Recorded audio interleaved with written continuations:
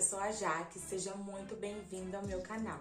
Bom, hoje nós vamos estar dando continuidade no estudo de Davi. Nós já estamos indo, para a quarta parte desse estudo e eu tenho certeza que durante essa trajetória você aprendeu muito, assim como eu.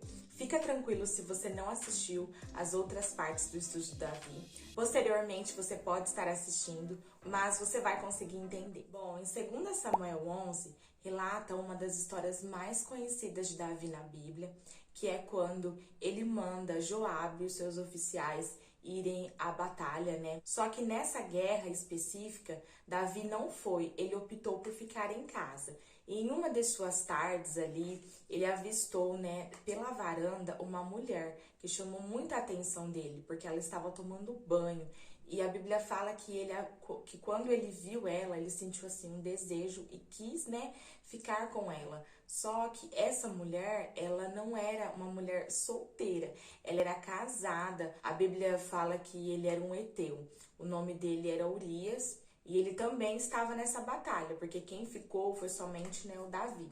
E depois que ele avista, a Betseba, ele tem um desejo muito profundo de ficar com ela e ele fica com ela. E nisso, ela estava no período fértil dela, a palavra de Deus fala. E aí ela fica grávida. Sim, ela fica grávida de Davi, mesmo estando casada com outro homem. E assim, como se não bastasse, o que Davi tinha feito, aquela mulher, além de ficar com ela, engravidá-la, ele arma um plano para matar o marido dela, para matar Urias.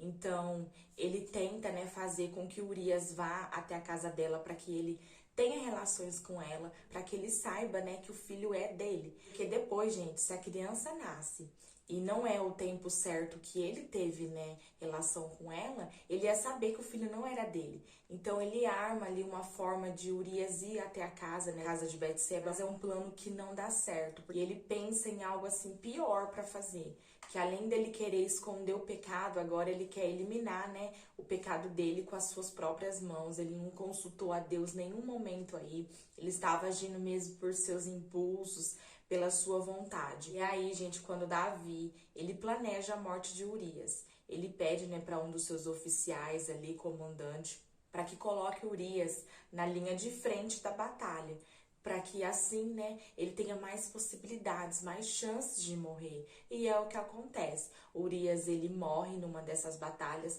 e a palavra de Deus fala que Betseba chora, pela morte de Urias. E logo depois da morte dele, Davi já chama Betseba para ir morar no palácio e para ser esposa dele. E no capítulo 12, de 2 Samuel, o Senhor, ele envia Natã para falar com Davi, a respeito do pecado dele, para exortar Davi em amor, mas exortar pelo que ele tinha feito. Então o Senhor usou de uma estratégia com Davi, de falar com ele por meio de uma parábola.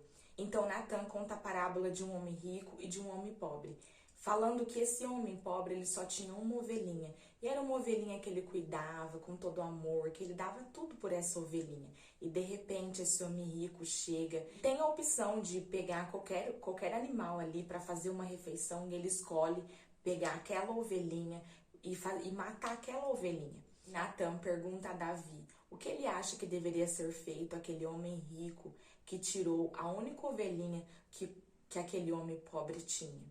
E Davi logo já fala, deveria matá-lo, porque o que ele fez não foi certo. E foi nesse momento que o Senhor abriu os olhos de Davi, que ele entendeu que realmente aquilo que ele tinha feito não foi certo, pois Urias tinha uma família. Betseba era a família de Urias, era a esposa dele. E foi naquele momento que Davi entendeu a gravidade do pecado que ele tinha cometido. E Natã, usado por Deus, fala as consequências do pecado de Davi. Mais pra frente também vai acontecer várias coisas com Davi e é em consequência desse pecado que ele teve com Betseba. A palavra de Deus fala que o filho, de Betseba com Davi, ele fica muito doente. Deus envia uma doença para aquele filho e ele infelizmente morre. E ali tem todo um processo. Davi, ele entra no quarto, ele jejua, ele chora desesperadamente para que Deus curasse o menino. E ele fica meio que ali de luto, orando, mas o Senhor recolhe o menino.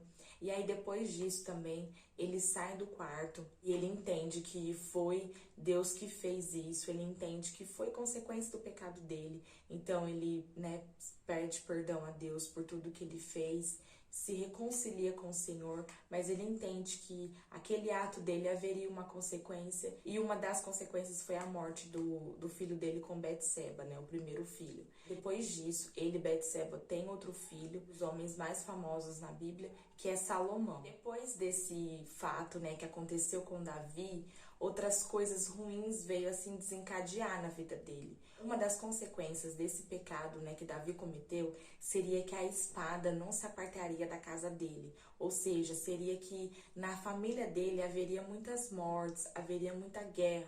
Davi tinha um filho que se chamava Amon. E ele se apaixonou por uma das filhas de Davi. E olha isso, gente. Amon bolou um plano para ficar com Tamar, né? Que era a sua meia-irmã, e ele consegue. Ele vai lá, fica com a sua meia-irmã. Só que a palavra de Deus fala que ele fica com essa meia-irmã e ele ficou assim apaixonado por ela, mas depois ele odiou ela ainda mais do que ele estava naquela paixão doentia. Só que Tamar também tinha um meio-irmão, que era também filho de Davi, Absalão. E ele descobre, né, isso que aconteceu entre Tamar e Amon, e ele fica furioso. Depois de 2 anos, ele decide se vingar e ele mata Amon, filho de Davi. E por conta disso, gente, ele foge, porque ele matou um dos filhos de Davi. A palavra de Deus fala que Absalão fica fugido 3 anos, só que depois ele volta. Davi já está mais conformado com a morte do seu filho Amon. Também ele já estava, né, com saudade do seu outro filho, Absalão. Então a palavra de Deus fala que ele retorna. Só que, gente, Deus já tinha, né, anunciado 3 consequências pelo pecado, né, que Davi tinha feito. Uma das consequências era que a espada não se apartaria da casa dele. A outra consequência é que o Senhor levaria, né, um de seus filhos, que no caso foi o filho dele com Betseba. E a outra consequência seria que um de seus filhos iria possuir uma de suas concubinas. Ou seja, isso traria muita vergonha, né, para Davi, para casa, para a família de Davi. As últimas 2 consequências teve ligação direta, né, com Absalão, porque foi por intermédio dele que aconteceu essas consequências também. E entre o capítulo 15 até o capítulo 21, relata quando Absalão, filho de Davi, ele quer tomar o reino de Davi, o seu pai, como uma certa forma de vingança, mas também a gente sabe que foi uma consequência, né, do pecado de Davi. Então, muitas coisas ruins veio acontecer na família dele, na vida dele. Davi teve que fugir com sua família, porque ele arquiteta todo um plano para tomar, né, o reino de Davi. E Absalão, ele acaba morrendo, né, nessa ânsia de querer tomar o reinado de Davi, o seu próprio pai. Davi sente muito a morte de Absalão. Nossa, Davi fica muito triste mesmo.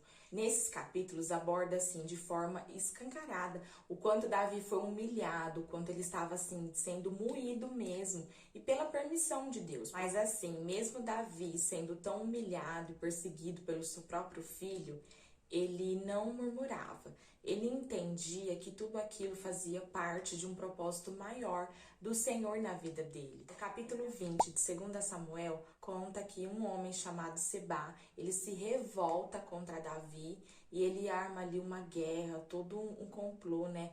Porque ele queria também tomar o reino de Davi, mas ele não consegue. O Senhor dá a vitória a Davi e Sebá morre também nesse conflito. No capítulo 21 conta que durante o reinado de Davi, teve fome por 3 anos. E Davi, ele orou ao Senhor e perguntou por que aquilo estava acontecendo. E o Senhor revelou, né, a Davi que aquela fome era consequência de uma atitude que a família de Saul estava tendo. A família de Saul matou um povo específico, que era, na verdade, para eles cuidarem deste povo, e eles o mataram. E Davi teve que entregar 7 corpos das pessoas de Saul, da família de Saul. Só que Davi, ele não rompe a aliança que ele tem, né, com Jonatas, que foi um dos seus melhores amigos. Então ele não deixa que aconteça nada com os descendentes de Jonatas. E Zipa, que era esposa de Saul, ela vai até a mata, ela fica ali protegendo esses corpos. Quando Davi fica sabendo disso, ele pede para que todos os corpos sejam enterrados junto com Saul. Davi então colocou, né, os ossos desses 7 homens juntos com os de Saul e Jonatas, para que pudessem ser todos sepultados juntos. No capítulo 22, Davi escreve um hino de gratidão ao Senhor por tudo que ele fez e ainda estava fazendo na vida dele. Uma declaração de amor de Davi para o Senhor. No capítulo 23 e 24 de 2 Samuel, relata os últimos dias de Davi, relata um pouco da velhice de Davi. E em 1 Reis, capítulo 1, conta como Salomão se tornou rei. Ele foi rei depois de Davi, e Davi dá alguns conselhos antes da sua morte. Fala para Salomão ser forte e corajoso, e ser homem, né? E temer ao Senhor, e fazer aquilo que o Senhor Deus manda. Então Davi, ele tentou passar um pouquinho da sua experiência, mesmo diante de tantos erros. Davi foi um homem segundo o coração de Deus. Errar, todo mundo vai errar. E Davi não foi diferente, ele errou sim. Teve pecados que tiveram consequências maiores, teve outros erros que teve consequências menores, mas durante a sua trajetória, ele sempre tentou se reconciliar com o Senhor. Ele sempre se reconciliava com o Senhor e ele entendia mesmo que o sucesso, que a vida dele só tinha sentido porque estava sempre entregue nas mãos do Senhor. Já vou finalizar, né, o vídeo por aqui, e eu quero que você deixe abaixo nos comentários as suas dúvidas e sugestões sobre a história de Davi, o que você achou de mais interessante durante sua trajetória toda de estudos que nós fizemos por aqui. Se você ainda não assistiu às outras partes do estudo de Davi, eu vou estar deixando os links aqui abaixo para vocês estarem assistindo com mais calma. Se você ainda não é inscrito no canal, não se esquece de se inscrever, também ativar o sininho de notificações, assim sempre quando eu postar um vídeo novo você vai ficar sabendo. E nós nos vemos na próxima semana.